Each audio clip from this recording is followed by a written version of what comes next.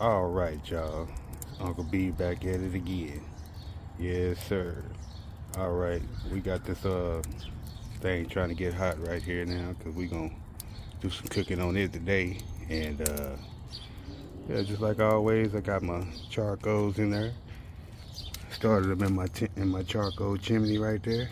And yeah, we always start out with 2 logs, and that's gonna sit me up at around 250, like I like to be. So yes, sir. That's just a little pointer right there. You got one of these pecos, get you some charcoals, chimney full, and 2 logs. And yeah, you ought to be sitting at around 250, maybe 300 to start out with, and then it's gonna come down to 250. Yeah, but anyway, I just thought I'd throw that little gem in there at y'all, and yeah, we're gonna go get this piece of protein and put on this thing, and we gotta clean it up a little bit first, but yes, sir. We'll get back with you. All right. All right, y'all. We just fired this thing up, and I just wanted to show y'all. I think I said it in another one of my videos. When you first start the smoker, you want to keep your damper about, you know, 1/3 of the way open until this old stack get hot. You can come out and feel it. You know, right here where I got my hand at right here. Yeah, just fill your stack, and when it gets hot, that's when you can open that damper all the way up. And until then, you need to let that steel get hot so that it'll draw. You know, you got to have that draw. If you want your smoker to cook right, all the steel has to be hot. You gotta let it get hot, y'all. Yep, when it's hot, it's ready to rock. Yes, sir.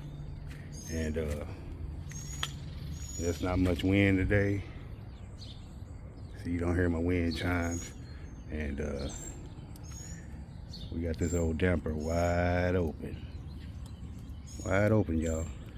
You ain't got no wind. Like I said, you gotta adjust your dampers to your conditions outside. Everybody's conditions are different. Some days it's windy, some days it's not so much wind, some days no wind at all, like right now. So yeah, just keep that in mind when you got this old thing smoking. And that's another thing. See all those leaks right there? Once your steel gets hot and expands, it's going to expand. You know, everything expands when it gets hot. So, and cools off, it contracts. So now it's contracted steel, so it's leaking. When it expands, it won't leak no more. Just a little FYI. So y'all won't be wasting your money on all that gasket that's going to eventually come off anyway. Yeah, don't do it. All right, y'all. See there, we're around 250, creeping up on 300. And you know, sometimes that happens because, you know, it depends on the kind of you know, the amount of moisture that's left in the wood after they dry it. You know, sometimes the wood has a little less moisture, sometimes it has a little more. So if you got a little less, you're gonna run a little higher on the temperature. You got a little more moisture, you're gonna have a little more dirty smoke, and a little bit lower on the temperature. So, you know, don't worry, don't fret it. So when that happens, you just come over here and make a small adjustment on your damper. You know, sometimes you gotta shut it down a little bit because you're burning too hot. You know, and look at that. See that second log right there? He's real dry, so I knew that one was real dry because it was real light when I put it in there. So yeah, he's burning hot. That other one over there, he's burning just like he's supposed to. Which that one would be good if it was in there by itself. We'd be sitting right there on 250. I just thought I'd let y'all know. Yeah, we're gonna make a little adjustment there. Shut him down a little bit. Keep him around 250. We're gonna go get this protein and put him on here, and I'll get back with y'all in a minute. All right. I went to the store a while ago and came back, and my temperature dropped down a little bit. So let's check it out. See what we got. Yeah. All right. I put another log on when I came back, but I already knew the problem. my cold bed and diminished, and you got to have a cold bed to make things happen in this firebox. So when you let your cold bed get too small, the wood won't burn. So you got to keep an established cold bed, either with, you know, that little chunks of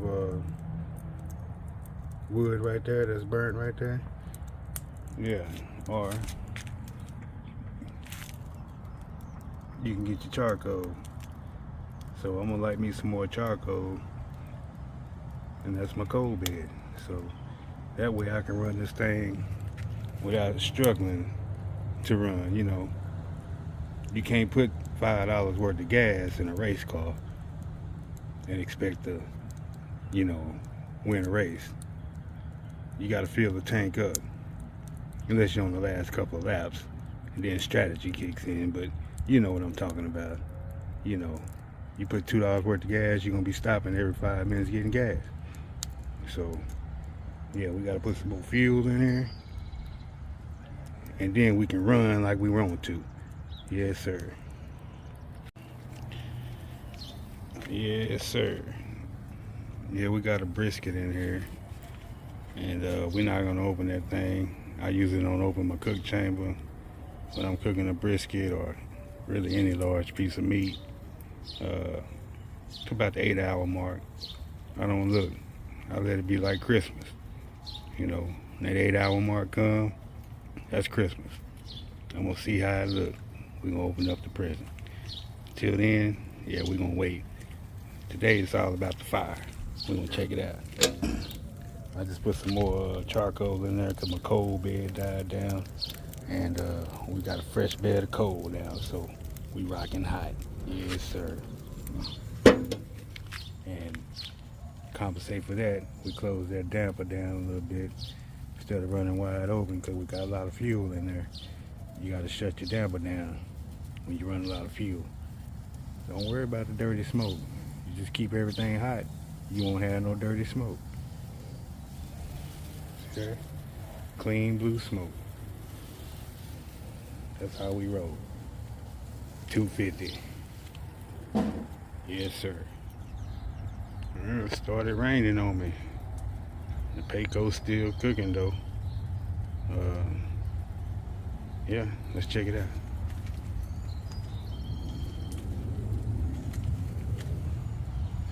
We're sitting at about 275. That's cool.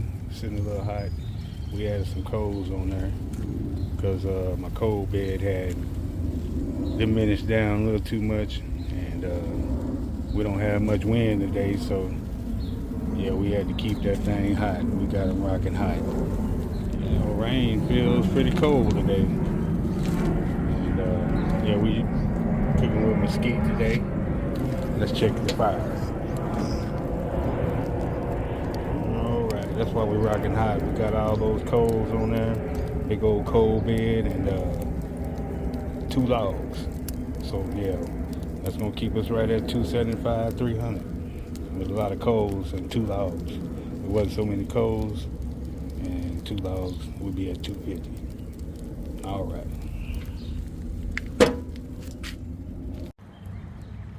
Alright. A lot of times when y'all struggling with your fire, it's because your cold bed is too small. A while ago I went to the store, and when I came back my cold bed was small. So I had to add some more fuel. You know, like I said a while ago, you don't go to the gas station and get $5 worth of gas or $2 worth of gas, and you got a big old Cadillac Escalade. You're gonna have to stop at the next block, get some more. So what you do is you fill your tank up and try to have good fuel economy. And that's what I did. I filled the old tank up, and we're gonna maintain the fuel economy with our damper. Yes, sir. That's how you maintain your fuel economy. Yeah, you don't run it wide open throttle. Yeah, we got that joke about a little bit less than halfway closed. We sitting right where I want to be at. So that's what you want. And like I said, once that dang stack that stack gets hot, it's gonna draw, baby. You keep that stack damper wide open, unless you want more smoke on your meat. And then you can close it down a little bit and have more smoke on your meat. That's gonna give you some dirty smoke, you know, which in turns put more smoke in your meat. But as long as you keep what's in the firebox hot, you shouldn't have much dirty smoke. It's gonna always stay nice and blue. Yes, sir.